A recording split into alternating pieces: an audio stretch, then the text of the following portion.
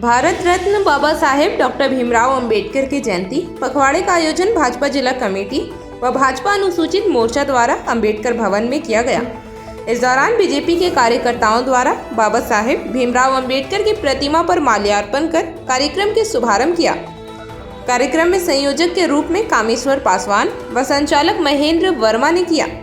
वहीं कार्यक्रम में पूर्व केंद्रीय मंत्री कौशल किशोर, प्रदेश कार्यकारी अध्यक्ष रविंद्र राय, देवघर के पूर्व विधायक नारायण दास, गांडे के पूर्व विधायक जयप्रकाश वर्मा समेत सैकड़ों की संख्या में कार्यकर्ता मौजूद रहे। कार्यक्रम को संबोधित करते हुए पूर्व केंद्रीय मंत्री कौशल किशोर ने कहा कि बाबा साहिब के संघर्ष प्रारंभिक अवस्था से उच्च शिक्षा ग्रहण करने तक उनका जीवन कठिनाइयों से भरा रहा। इन संघर्षों से कठिन परिस्थितियों के पश्चात बाबा साहेब ने समता, स्वतंत्रता तथा संगठन के लक्ष्य प्राप्त किए। भारतीय जनता पार्टी द्वारा 14 अप्रैल से 25 अप्रैल तक बाबा साहेब की जयंती पखवाड़ा मना रही है। हम इस पखवाड़े के माध्यम से लोगों को बता रहे हैं कि किस प्रकार से कांग्रेस पार्टी ने लगातार बाबा साहेब के आदेशों और उनके विचारों का अपमान किया है। किस प्रकार कांग्रेस के सहयोगी दल आज भी संविधान से ऊपर खुद को मानते हैं। हम यह लोगों को बताने का प्रयास करेंगे कि जनता को किस प्रकार दिग्भ्रमित करती आई है कांग्रेस व उसके सहयोगी।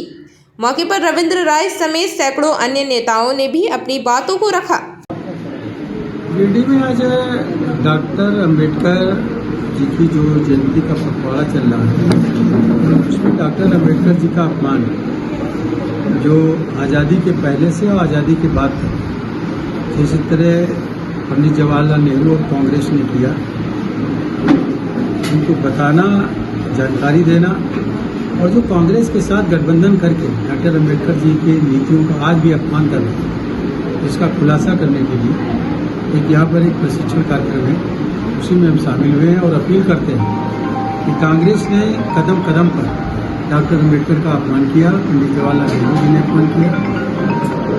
और हिंदू कोड बिल जो लेकर के आए थे उसको भी पारित नहीं होने दिया। आज जो भी कांग्रेस के साथ गठबंधन करके कांग्रेस की सरकार को या उनके मिलजुल करके गठबंधन से जो भी सरकारें चलाने का काम कर रहे हैं वो डॉक्टर अंबेडकर के अपमान कर रहे हैं, डॉक्टर अंबेडकर की नीतियों को नहीं मान रहे हैं और डॉक्टर अंबेडकर जी का अपमान करके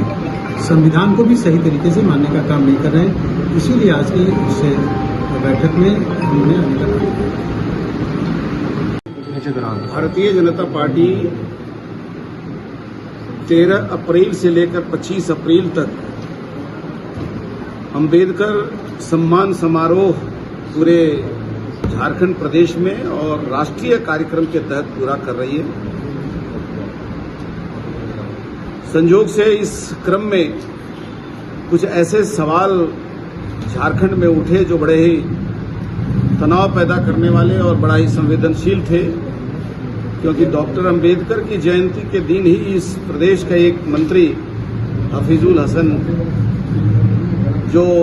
राज्य के संस्कृति मंत्री भी हैं, अल्पसंख्यक मंत्री भी हैं, उन्होंने संविधान के प्रति अपनी एक प्रकार से अनास्था प्रकट किया और उन्होंने एक मान लिया और उन्होंने घोषणा कर दी कि हमारे दिल में तो शरीयत है, कुरान है और हाथ में संविधान है, अर्थात उनके दिल में संविधान नहीं है। उसके कारण पूरे प्रदेश में एक विवाद पैदा हुआ और वह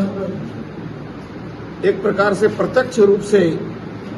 भारतीय संविधान के निर्माता डॉक्टर अंबेडकर का अपमान भी था, क्योंकि उनकी जयंती के अवसर पर इस प्रकार के गैर जिम्मेदाराना वक्तव्य झारखंड सरकार के द्वारा दिया गया था।